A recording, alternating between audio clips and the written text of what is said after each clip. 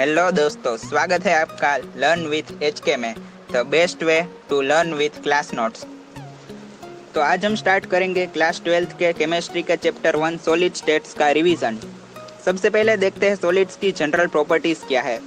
एक तो उसका फिक्स शेप होता है, फिक्स वॉल्यूम होता है और लो कंप्रेसिबल होता है। सॉलिड को आप कंप्रेस करोगे तो वो कंप्रेस नहीं होता। Sometimes solids are hard, rigid and brittle, like a stone. You can say is a stone, rod, all the metals, solid metals are the examples. Solid is non fluid. Fluid उसे कहते हैं जो flow करता है। Liquid और gas flow कर सकते हैं और सॉलिड है वो नॉन फ्लूइड है।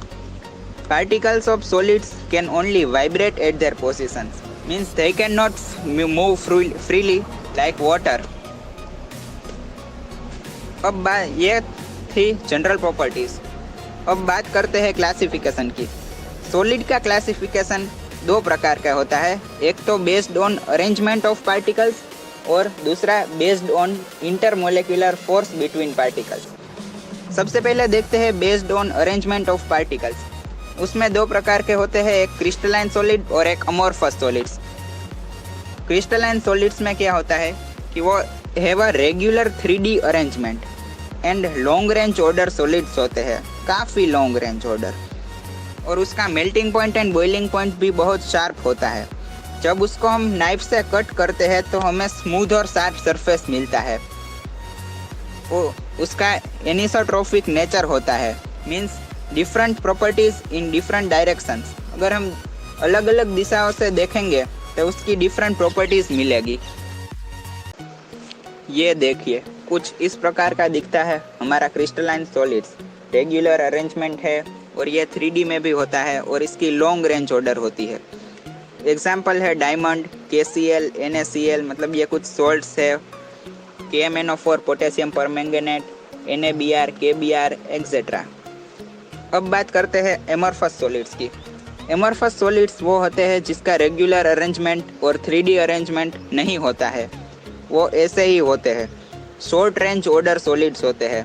अगर 3D अरेंजमेंट और रेगुलर अरेंजमेंट कहीं पर दिख जाए तो वो कुछ ही हद तक सीमित है, शॉर्ट रेंज ऑर्डर सॉलिड्स, और उसका melting point and boiling point भी वेरी करता है।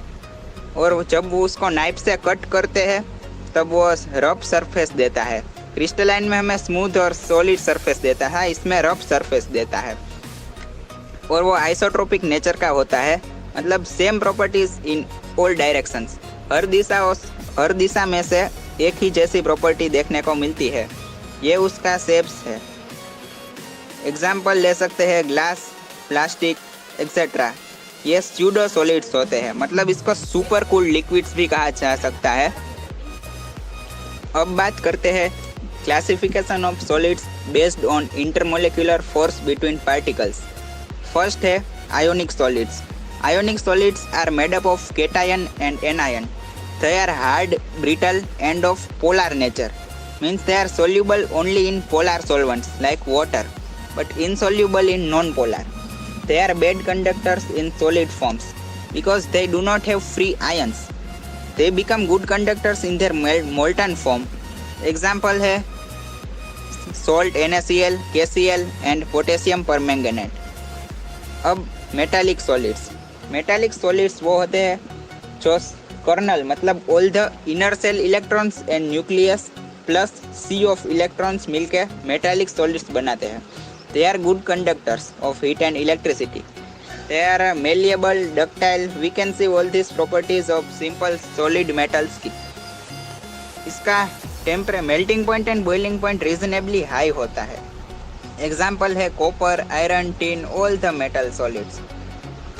कंडक्टिविटी होती है वो डिपेंड्स ऑन फ्री इलेक्ट्रॉन्स। अब बात करते हैं कोवेलेंट सॉलिड्स की। कोवेलेंट सॉलिड्स वो होते हैं जिसके पार्टिकल्स या सब्सटेंस के बीच में कोवेलेंट बॉन्ड प्रेजेंट होता है। उसका वो बेड कंडक्टर्स होता है, high melting point and boiling point. They are hard, rigid and sometime may be brittle also. दो बेस्ट एग्जाम्पल है मेरे सामने यहाँ पर, एक तो डायमंड और एक ग्रेफाइट। डायमंड में टेट्राहेड्रल sp3 हाइब्रिडाइजेशन होता है, उसकी bond length 154 पाइकोमीटर, Diamond is the hardest substance on the earth and they are bad conductors of electricity. Now graphite, hexagonal shape and sp2 hybridization. उसकी bond length है 334 picometer. They are weak solids. This is the example of one of the brittle solids and they are good conductors of electricity because they have free electrons. अब fourth है molecular solids.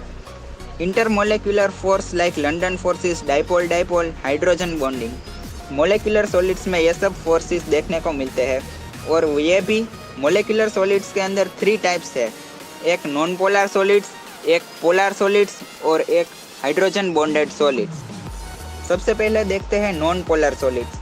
Non polar solids में atoms होते हैं helium, neon, argon etcetera and molecules like halogens means I2Br2 H2Cl2 etcetera.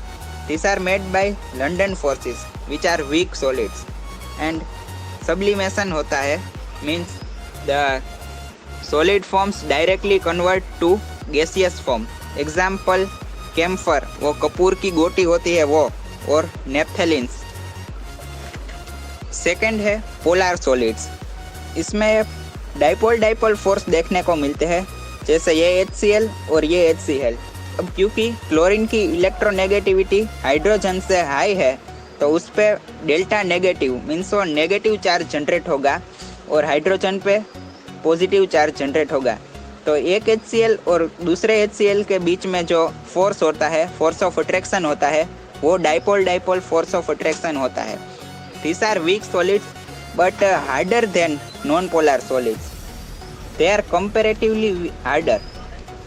They are weak also, but comparing to the non-polar solids, they are harder. होते तो ये भी weak ही है। अब third है hydrogen bonded solids. These are special bond. Means hydrogen with fluorine HF, H2O, hydrogen with oxygen and hydrogen with nitrogen NH3. एक बात note कर लो कि ये जो चैप्टर 1 है सॉलिड स्टेट्स, उसका बोर्ड एग्जाम में वेटेज है 7 मार्क्स। तो आप समझ सकते हैं ये चैप्टर कितने मायने रखता है आपके लिए। अब बात करते हैं क्रिस्टल लेटाइस और स्पेस लेटाइस की। पूरा चैप्टर इसी पर बेस है, तो ध्यान रखना। The regular 3D arrangement of particles in space is called crystal lattice. This is a lattice and this is a cube lattice. Lattice point is present at all the 8 corners. Lattice point can be atoms, ions, molecules. Unit cell, it is the smallest repeating unit of crystalline solid. Unit cell के 2 parameter होते हैं, एक तो उसकी edge length और axial length. जैसे यहाँ पर आप देख पा रहे हैं ABC 3 पॉइंट है और सेंट्रल एक्सिस O से A का डिस्टेंस को स्मॉल है, सेंट्रल O से कैपिटल B का डिस्टेंस B और O से कैपिटल C का distance C. This is edge length. OA is equal to A, OB is equal to B and OC is equal to C. Interaxial angles. AB, the angle between A and B is gamma. The angle between B and C is alpha and angle between AC is beta. दोस्तों अगर आपको ये सारे notes का PDF चाहिए, combined PDF, तो उसका link description box में गिवन है। तो चलिए अब बात करते हैं types of unit cells. Unit cell basically 2 types के होते हैं, एक प्रिमिटिव और एक नॉन प्रिमिटिव। प्रिमिटिव में आता है simple unit cell SCC. In this lattice point are present only at 8 corners and not anywhere else. अगर आपके पास कोई क्यूब है और उस पे 8 कॉर्नर्स पर एटम या मॉलिक्यूल प्रेजेंट है तो उसको हम क्या नाम देंगे? SCC, simple unit cell. अब बात करते हैं नॉन प्रिमिटिव यूनिट सेल की। उसमें क्या होता है, 8 कॉर्नर्स पे लेटाइस पॉइंट तो प्रेजेंट होते ही है, plus more lattice point on the other positions. देखते हैं इसमें कौन कौन से है। फर्स्ट है face centered unit cell FCC. FCC means 8 corners lattice point plus 6 other lattice point on the faces also present. 8 corner पे तो लेटाइस पॉइंट प्रेजेंट रहते ही है और क्यूब के 6 फेसिस होते हैं, उस पर भी लेटाइस पॉइंट प्रेजेंट होते हैं। तो ये हो गया FCC। अब आता है बॉडी सेंटर्ड यूनिट सेल मतलब BCC। इसमें क्या होता है, क्यूब के 8 कॉर्नर्स पर लेटाइस पॉइंट प्रेजेंट होते हैं और एक सेंटर में, बॉडी के सेंटर में, means 8 corner lattice point plus 1 at the centre of body. अब आता है एंड सेंटर्ड यूनिट सेल यानी ECC। इसमें लेटाइस पॉइंट होते हैं, वो 8 कॉर्नर्स पर प्रेजेंट होते हैं और एनी 2 ऑपोजिट कॉर्नर्स पर प्रेजेंट होते हैं, यानी एक टॉप में हो तो दूसरा बॉटम में हो, और अगर एक लेफ्ट में हो तो एक राइट में, एक बैक में हो तो एक फ्रंट में। 8 + 2 8 corners lattice point plus 2 lattice point on any 2 opposite faces. अब ये आप देख सकते हैं, मैंने एक टेबल जैसा बनाया है याद करने के लिए।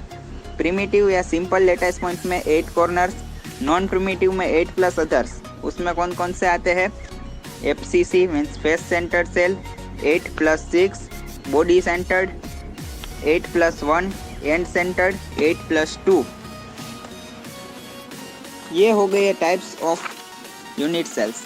अब देखते हैं calculations of number of atoms in a unit cells. First, simple unit cell. Lattice point 8 corners is always surrounded by 8 unit cell. 8 lattice point into 1/8 is equal to 1 atom. E efficient is equal to 1 in SCC.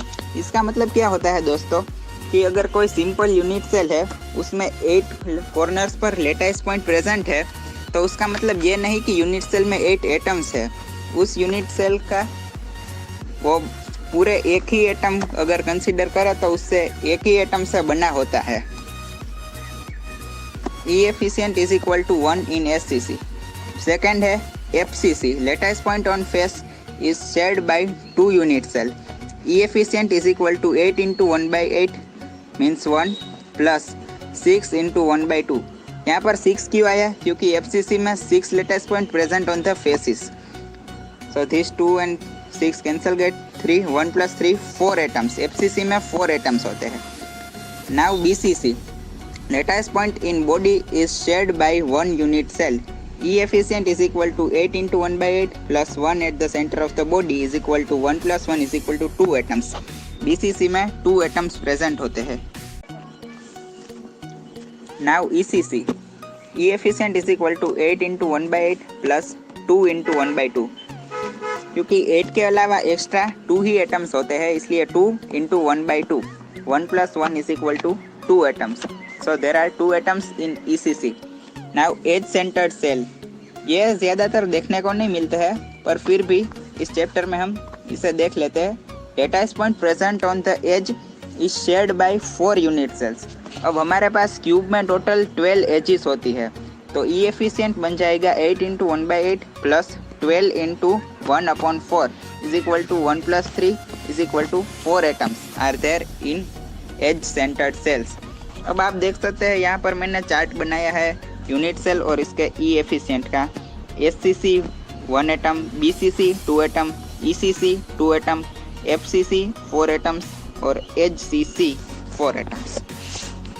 अब बात करते हैं packing in solids की। Packing किस तरह से होती है, तो पैकिंग 1 डिमेंशन होती है, 2 डिमेंशन होती है और 3 डिमेंशन होती है। 1 डिमेंशन में तो सिंपल ये हाइट, लेंथ और विड्थ। अब बात करते हैं 2 डिमेंशन की। उसमें 2 है, एक स्क्वायर क्लोज पैकिंग और दूसरा hexagonal close packing. Square close packing में means coordination number is four, means अगर आप इसको सेंट्रल एटम मान के चले तो वो दूसरे 4 एटम से अटैच होता है। दूसरे 4 एटम्स इसको टच करके रहते हैं, उसको बोलते हैं स्क्वायर क्लोज्ड पैकिंग। और हेक्सागोनल क्लोज्ड पैकिंग की मैं बात करूँ तो उसमें कोऑर्डिनेशन नंबर 6 होता है, मीन्स कोई भी आप सेंट्रल एटम मानो और उससे 6 अदर एटम्स अटैच होते हैं, मीन्स सेंट्रल एटम के बाजू 6 एटम्स जुड़े हुए रहते हैं। और इस एटम्स के बीच में जो एम्प्टी स्पेस होती है उसको वॉइड बोलते हैं। Void is the empty space between the atoms in the packing. जैसे कि यहाँ पर आपको हेक्सागोनल में देख रही है ट्रायंगुलर वॉइड। अब बात करते हैं पैकिंग इन 3 डायमेंशन। इसमें भी 2 टाइप्स की होती है, एक स्क्वायर क्लोज्ड पैकिंग और hexagonal closed packing. Square close की बात करें तो in such packing cell we always get simple cell means SCC। इसमें ए टाइप की पैकिंग होती है, मीन्स एक एटम के ऊपर दूसरा, दूसरे के ऊपर तीसरा और तीसरे के ऊपर चौथा। ऐसे इसको हम रेगुलर अरेंजमेंट भी बोल सकते हैं। अब बात करते हैं हेक्सागोनल क्लोज्ड पैकिंग की। ये फर्स्ट लेयर है पेंसिल से और पेन से किया है वो सेकंड लेयर है। हेक्सागोनल में टेट्राहेड्रल वॉइड और एक ऑक्टाहेड्रल वॉइड, दो टाइप के वॉइड आपको देखने को मिल सकते हैं। Tetrahedral void it is always formed by 3 particles of first layer and 1 particle of above layer. ये फर्स्ट लेयर है और उसके ऊपर पेन से है वो सेकंड लेयर है। और इसके आपको वॉइड मतलब इन चारों एटम के बीच में जो एम्प्टी स्पेस है वो टेट्राहेड्रल शेप की मिलेगी। ये रिप्रेजेंटेशन है और ये ABAB टाइप ऑफ पैकिंग होता है। अब ऑक्टाहेड्रल वॉइड क्या होता है, means they are formed by 3 particles of first layer and 3 particles of above layer. Tetrahedral void में क्या था कि हमारा बेस के पार्टिकल्स होते हैं, उसमें 3 पार्टिकल्स होते हैं बेस लेयर में और उसके ऊपर एक पार्टिकल। और ऑक्टाहेड्रल वॉइड में क्या है कि बेस के 3 पार्टिकल्स और अबोव लेयर के भी 3 पार्टिकल्स। तो इस तरह की अरेंजमेंट हो तो ऑक्टाहेड्रल वॉइड बनता है। ये रिप्रेजेंटेशन है ऑक्टाहेड्रल वॉइड का और इसमें ABC टाइप ऑफ पैकिंग होती है, यहाँ पर आप देख सकते हैं। तो दोस्तों इस वीडियो में इतना ही, और आगे और 2 वीडियो बनेंगे इस चैप्टर के जिसमें नोट्स और रिवीजन आपको मिल जाएंगे और उसकी प्लेलिस्ट भी मैं यहाँ पर रख दूँगा। Thank you for watching my video. आपको ये वीडियो अच्छी लगी हो और आप ये चाहते हैं कि मैं ऐसी और वीडियोस बनाऊँ तो please do like, share and subscribe my channel learn with HK। Thank you very much. Have a nice day. Good bye.